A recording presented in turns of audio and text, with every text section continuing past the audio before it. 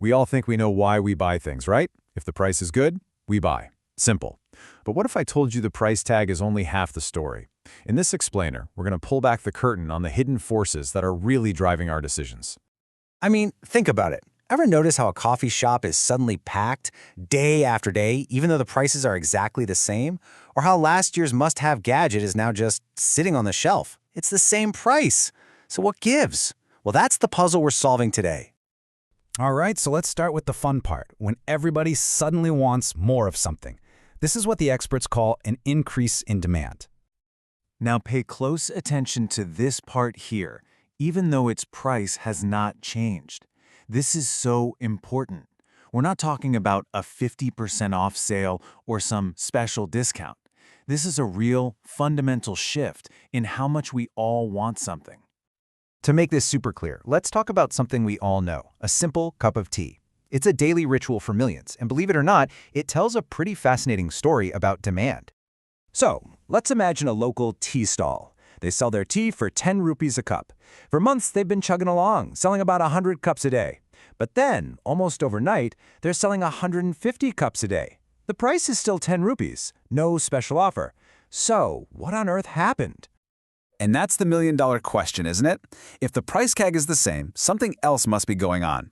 There are these powerful forces working behind the scenes, nudging our choices. Let's take a look at what they are.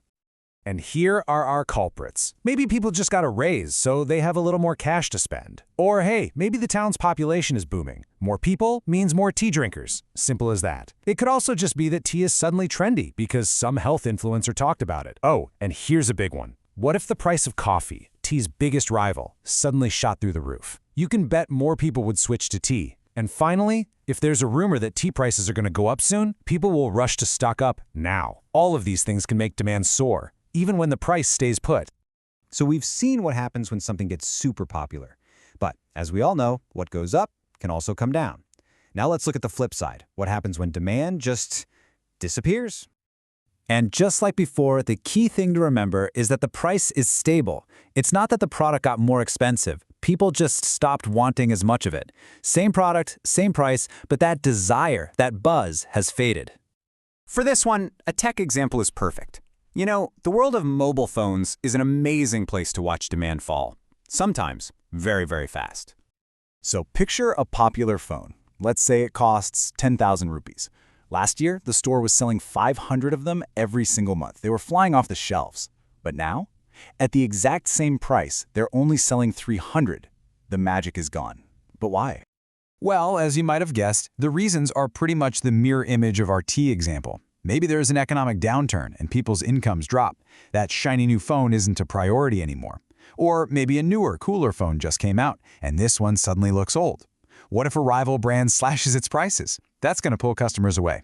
And of course, if everyone thinks a big price drop is coming next month, they're going to wait. It's just common sense.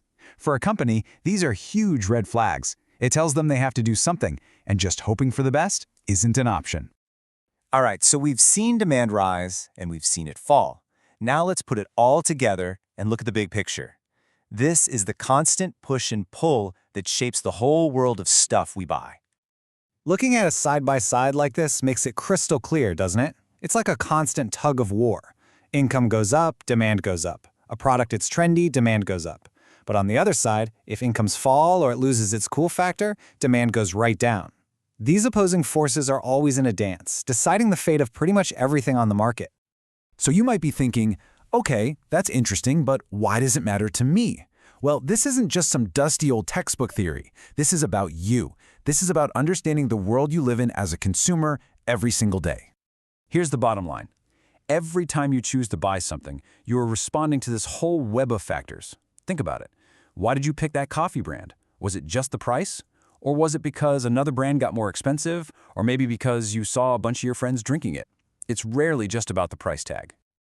And that's really the heart of it all. We like to think we're making these simple, logical choices based on cost, but the truth is, our wallets are being pulled in all these different directions by our income, by trends, by what competitors are doing, and even by what we think might happen tomorrow. So I'll leave you with a little challenge.